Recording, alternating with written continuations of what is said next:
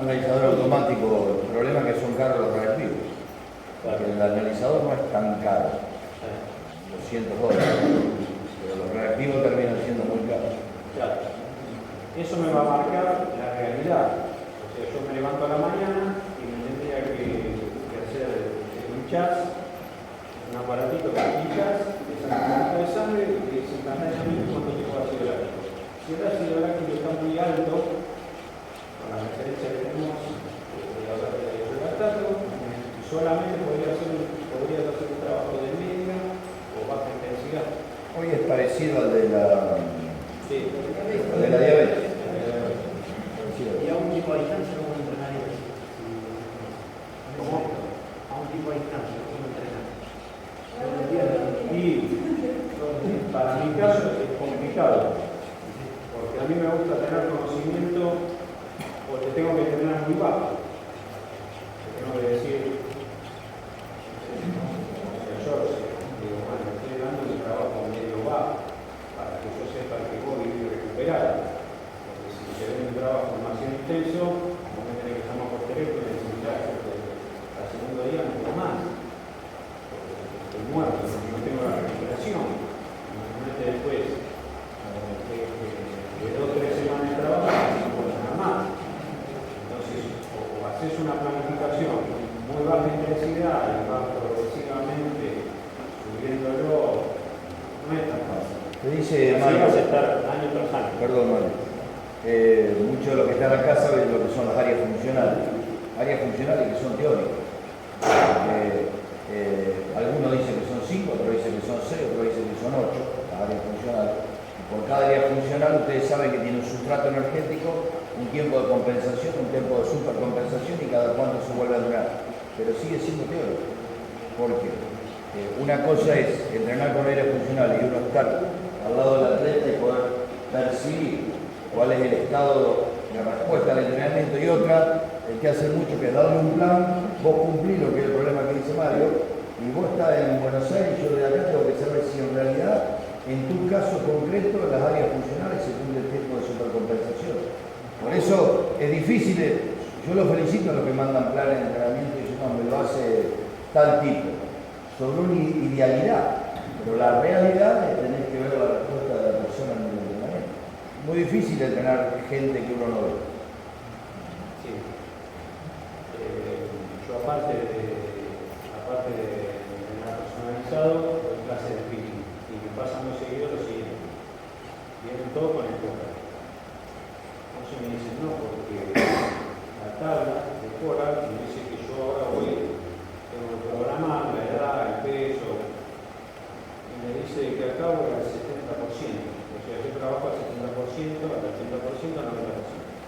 Cuando te miro arriba de la bicicleta digo, pero estamos hablando. O sea, acá el 80% significa que va caminando, el 90%. ¿Qué estamos hablando? Entonces, ¿qué pasa? Más o menos lo que dice el Polar o Garmin es un producto que trata de armar una tabla donde todo más o menos Tiene un error en el cálculo. Claro. Eso deben saberlo. Cuando ustedes compran un cardiotacómetro, la tabla del cardiotacómetro está hecha sobre una tabla cardíaca, la que tiene que ver con la edad, menos tantos pulsos, que es para prevención del entrenamiento. La única forma de saber la frecuencia cardíaca óptima de entrenamiento hay que ir, tomarse un consumo de oxígeno en el momento que hace la deposición del lactato, saber cuál es tu umbral anaeróbico y tu frecuencia cardíaca máxima. Porque la frecuencia cardíaca máxima de un atleta jamás coincide con la cuenta del Garmin. Vos tenés un techo por encima de esa cuenta. No hay que tomarlo a rajatablas. La frecuencia cardíaca real hay que ir a hacerse la prueba de un deportómetro. Claro. Entonces, ¿qué me pasa? Me pasa con gente que yo entreno, que sé que la condición física es mucho mejor. Entonces yo agarro la tabla y le digo, bueno, así lo siguiente, si vos tenés 40 años, vamos a ir bajando la edad. Hasta que encuentro más o menos su condición física comparando con la tabla. Entonces, capaz que vos tenés 60 años, pero te estoy haciendo pedaleo, como dice, te estoy haciendo usar la tabla de la 50. Porque estás mucho más preparado. Eso es un producto que hace un cálculo teórico. Hacen 220 menos la edad y sobre eso se compara. Imagínense, para una persona que esté entrenada, eso varía rápidamente. Entonces, eso es lo que pasa habitualmente con un entrenamiento a distancia. Como dijo él, yo la verdad lo felicito a esa gente porque capaz que tiene 100, 200 personas, pero ¿cómo hace para saber el progreso? O da algo muy básico, y los tienen año como alumnos, y sí, va a mejorar, mínimo, pero va a mejorar. Ahora, cuando vos te enteraste, después de 5 o 10 años, que estuviste entrenando tan bajo y tenías tanto techo por encima, es lo que habitualmente yo llamo mala praxis deportiva.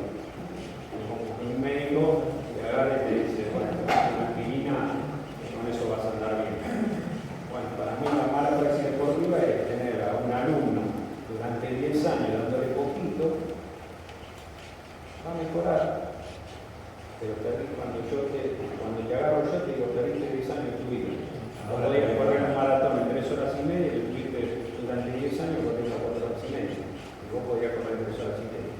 Entonces, por eso, el tener al atleta al lado hace que uno vea cómo va respondiendo.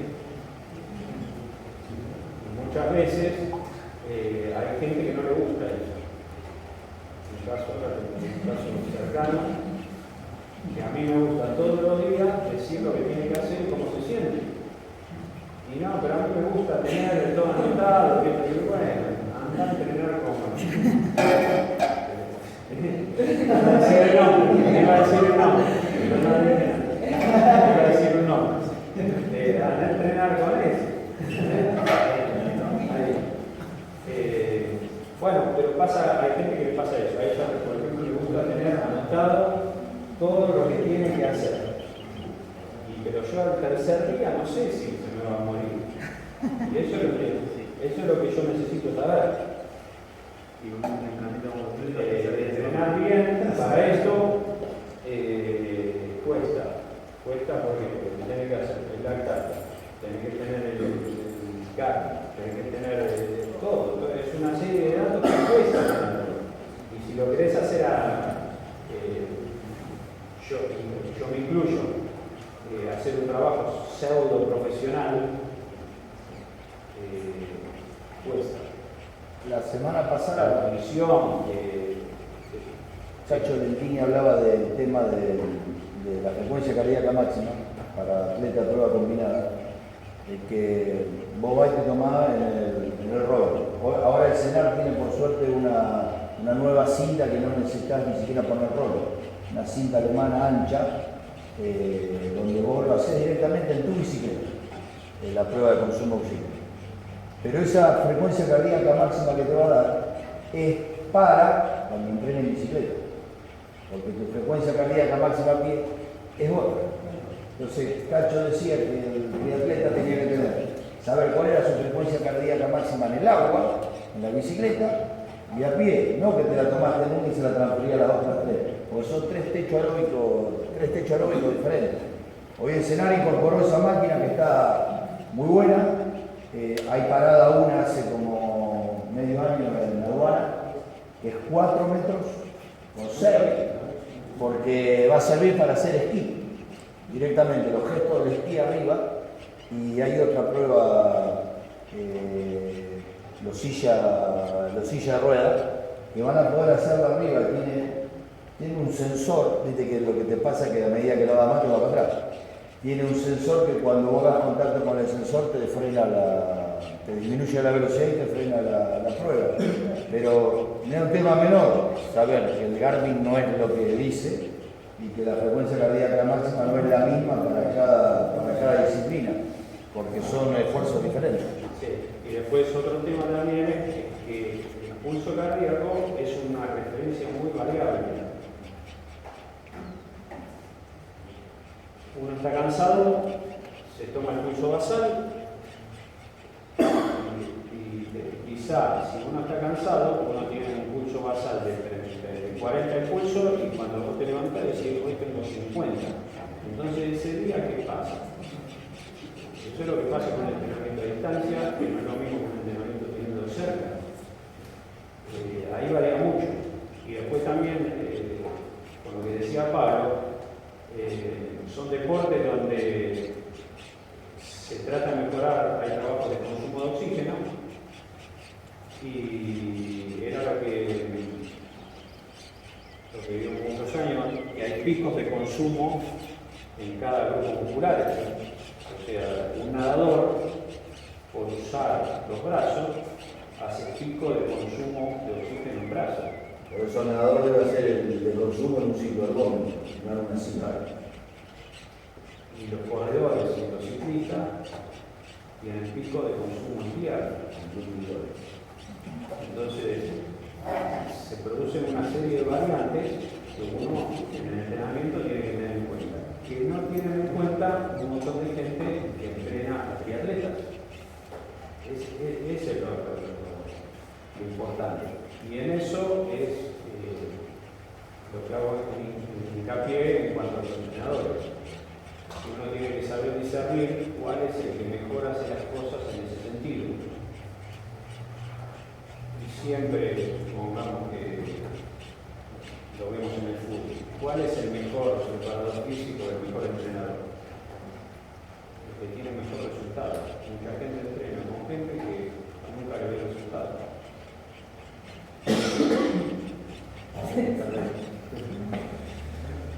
Y sin embargo entrenan bien. ¿Por qué? Porque a mucha gente le gusta entrenar a baja intensidad.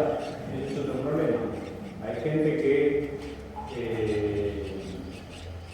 no va para competir, no le gusta la exigencia física, van para pasar el tiempo y van a un Ironman, van a una carrera de ciclismo, ahora están en boga las carreras de los gran fondos, y yo tengo alumnas que por ejemplo van a dar la vuelta, no van a correr, unos van a competir y otros van a dar la vuelta. Entonces también hay que tener en cuenta en la elección del entrenador en eso, que hay mucha gente que está para una cosa y otros están para otra.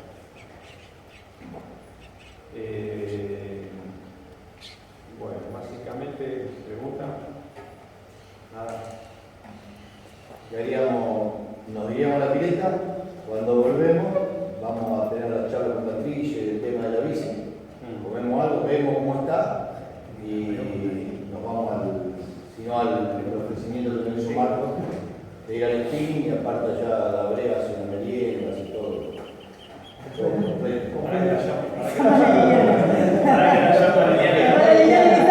la tiene que ya la tiene que poner él. Está complicado. Ignacio tiene pileta climatizada. Gente que de 20 por 8. 20 por 8. Pero de ahí han salido la mayoría de los nadadores de Pergamino, han salido la mayoría de los nadadores de Pergamino salieron de esa cuando no estaban todos. Claro, porque fue la primera pileta acá en pleno centro.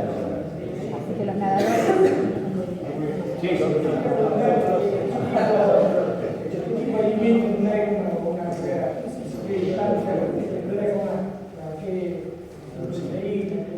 bueno, eso es otro tema.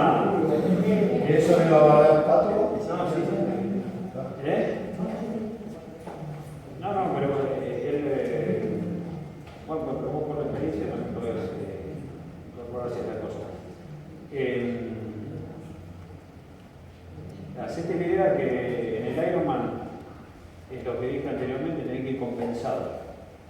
Entonces, tenés que incorporar bebidas que tengan minerales, se usan mucho unas pastillas que se ponen en el agua, que tienen minerales, numes, ¿cómo era? Num.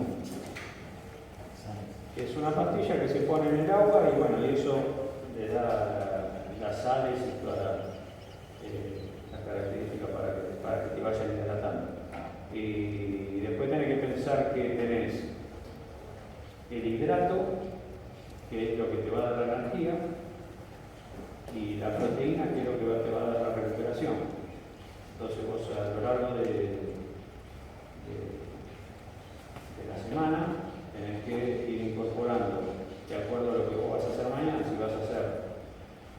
muchos kilómetros, tenés que incorporar más hidrato, porque vas a hacer 200 kilómetros. Entonces, prever el día anterior lo que vas a hacer mañana. Y la proteína es muy importante para la recuperación muscular. Vas a estar todos los días rompiendo fibras musculares y eso es lo que va a hacer que se recupere. Pero ¿cómo define la carrera? ¿Qué tipo de alimentos? Si es proteína, si es hidrato? ¿Qué separación comiendo? Para el Ironman, ya la natación arrancaba, yo arranqué comiendo. O sea, comí un gel, el gel, bueno, lo que contiene, no sabe lo que contiene un gel. Un gel en la natación, después la parte de hidratación en la bicicleta, yo me ponía Gatorade con manto de crina, el Gatorade como viene ahora viene medio seco, porque dice que no es el mismo de antes. Entonces yo me asesoré con otro triatleta profesional, o sea, de otra generación de Mario, y él me dijo que por cada litro de Gatorade le ponga 100 gramos de maltodextrina. Entonces quedaba un Gatorade medio aditivado. Por eso yo me garantizaba tomando 3 cada mañana, una cada 60 kilómetros, en la bicicleta no iba a tener un déficit, digamos, sumado los geles separados cada 35 minutos. O sea, el líquido más los geles. Hay gente que come barra proteica de Powerman, pero bueno, yo lo probé en una carrera y con mucho calor me infectó un poco y la corté en el medio de la carrera. Por eso subí, no sabía cómo hacer el pero estaba muy pesada y bueno, con ánimo no lo tolero. Y del trote casi 100% hasta el momento de estar, no sé, hasta la mitad del trote, todo sólido, que es cuanto más podés meter. Y después ya llega un momento que el organismo no recibe más gel, se devuelve automáticamente y ahí seguí con líquido. Por ahí viene siempre la caída del Ironman llega a 20-25 kilómetros, viene por ahí porque no se puede alimentar como quiere, sumado al cansancio, sumado a la gana de terminar, es como que cuesta un poco. Sí, un poco en mis inicios en realidad es como que si me comparo lo que era antes con lo que soy ahora, me di cuenta que gran parte de mi carrera deportiva la hice a nivel nutricional mal, a nivel de hidratación y eso. Ahora, desde hace varios años, el cambio en lo que es la nutrición y la hidratación ha cambiado cualquier cantidad. Hay cualquier cantidad de productos que realmente son muy buenos y la cantidad de hidratación que se usa. Yo antes usaba muy poco, yo tomaba poco. O sea, yo decía, no tengo sed, no tomo. Y ahora además, no como. Ahora pasa lo mismo que los demás. Como hay gente peleando a las 2 horas en un Ironman y ya van haciendo pis. Ese tipo está tomando de gusto, se ponen alarmas, cosas, y vos ves gente que pasa comparado porque estás pillando arriba de la etiqueta y como que van a tener que ir a 10, 15 kilómetros por hora. Pero bueno, el rendimiento del Ironman ya te lo define en el entrenamiento. O sea, si vos te entrenaste en zonas equivocadas durante un montón de tiempo, después del Ironman querés salir a la zona que te tiene que salir, lo más probable es que no te salga la carrera. Sumado a que la gente come mal, no respeta los tiempos, no espera la carrera, la quiere resolver en las primeras 4 horas, y con lo cual la expectativa no la puede cumplir. Primero porque ya en lo que es los días anteriores a la carrera, o sea, 6 meses antes, ya no están cumpliendo para eso, están entrenando para otra cosa.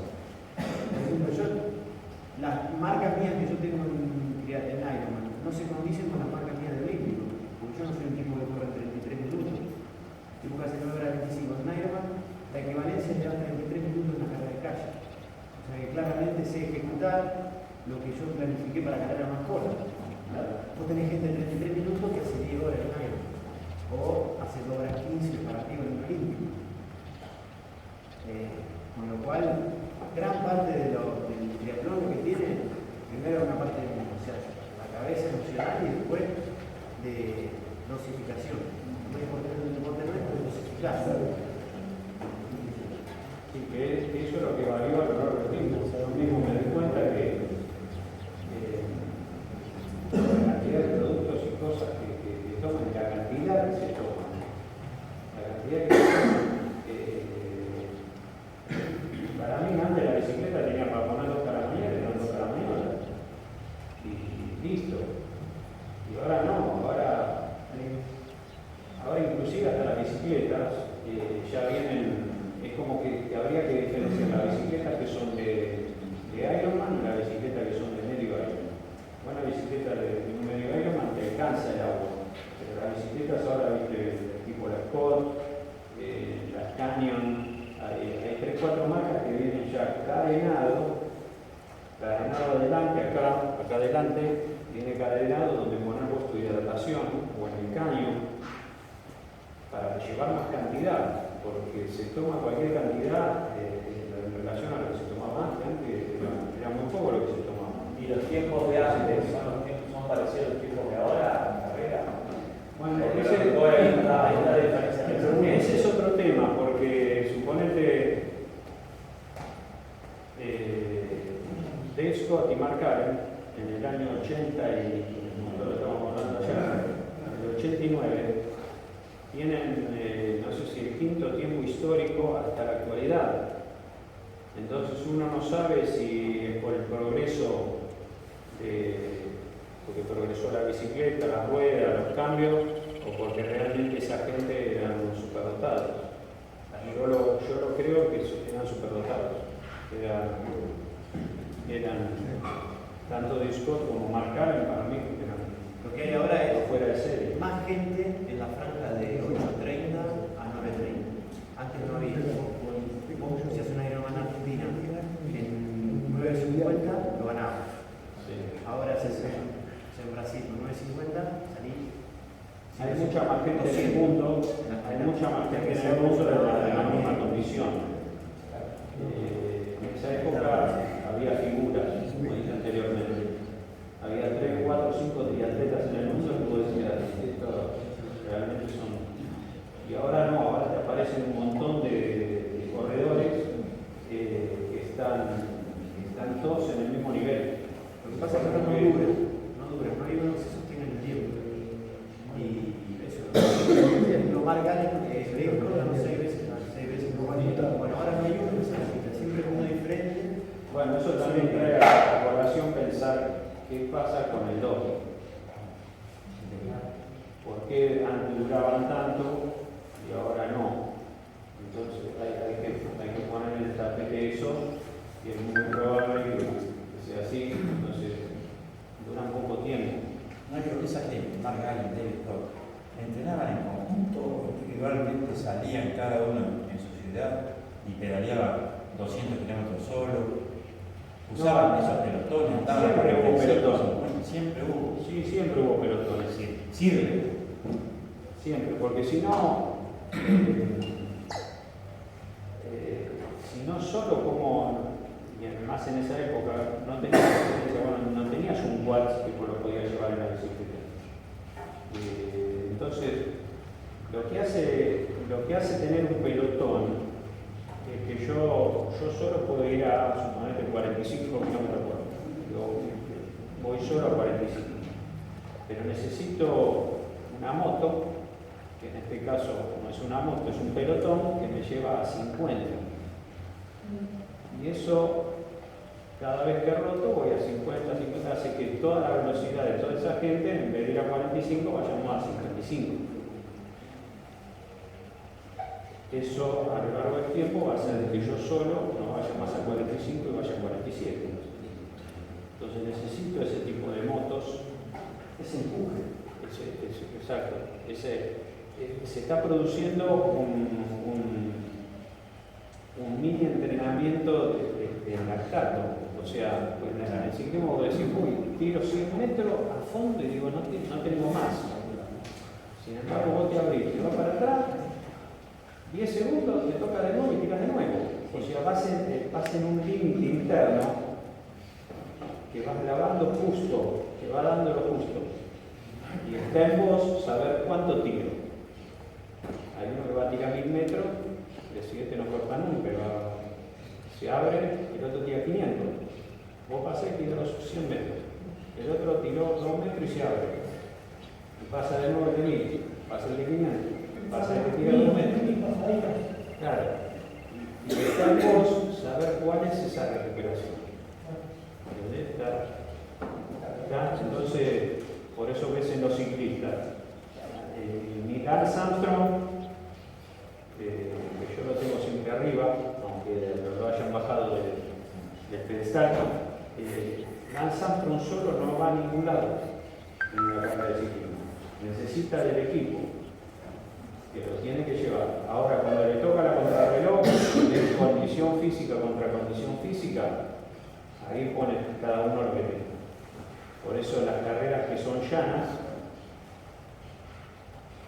se sabe que va a terminar en embalaje, porque es muy difícil que te cuelguen, que te saquen del ritmo cardíaco. Encima puedes ir a rueda, es muy difícil que te saquen del ritmo cardíaco. En cambio, en una carrera viene una etapa del Tour que viene la montaña y confrontamos tu condición física con un amigo. Se acabó la rueda, el que tiene más, y ahí en realidad que estás peleando. Eso, lo que hiciste acá, el estudio en la calle. Estás confrontando eso. ¿Cuánto resistís más vos que yo en el lavado del lágrima? Y ese es el progreso que va a dar. Y en complemento, por ejemplo, nosotros que tenemos ganas ya, yo tengo mucho entrenamiento de pelotón, como decía Eduardo. El intervalo y solo eso sería el complemento ideal para entrenar, por ejemplo, 3-4 veces por semana. O sea, hacer el pelotón, pero también después hacer el intervalo con 2 horas. Bueno, si usted acá tiene un circuito corto, me dijeron. Sí.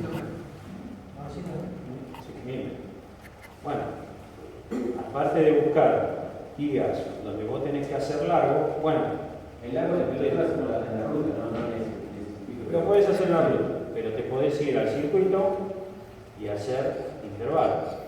Hago pasada de 2 kilómetros, pasada de 3 kilómetros, pasada de 5, recupero 2 vueltas, ágil. Y ahí vas dándole. Puede adaptar el fartlek tranquilamente al entrenamiento del ciclismo, que es hacer los cambios de velocidad, porque el intervalo es un entrenamiento fraccionado, el otro es continuo con cambio de ritmo. Vos dentro del trabajo largo, vamos a decir, podés meter unos cambios de ritmo.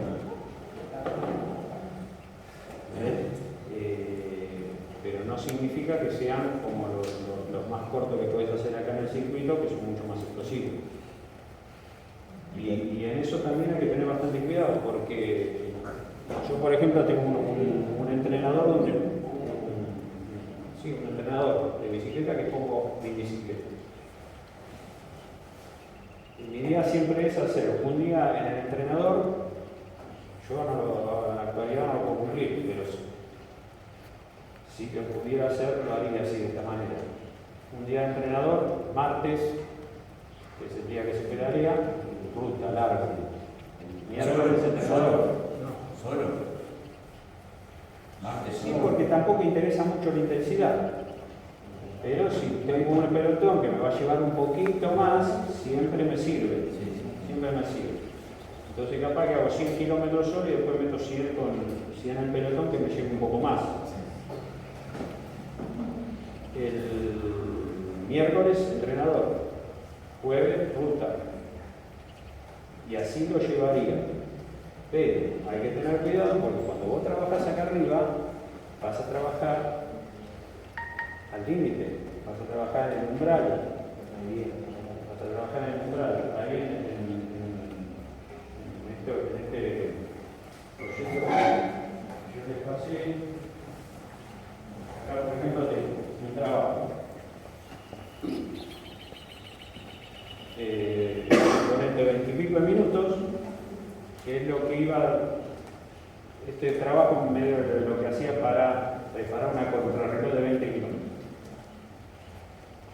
sea, 5 minutos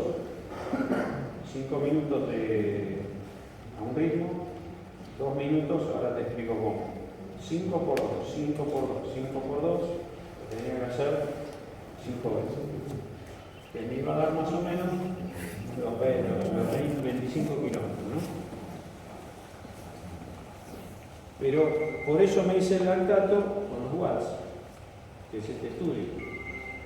Entonces yo me subo a la bicicleta y yo sé que tengo que hacer un trabajo a tantos watts, voy con tanto ácido láctico, con tanto impulso, con tanta carga, a tantos kilómetros por hora.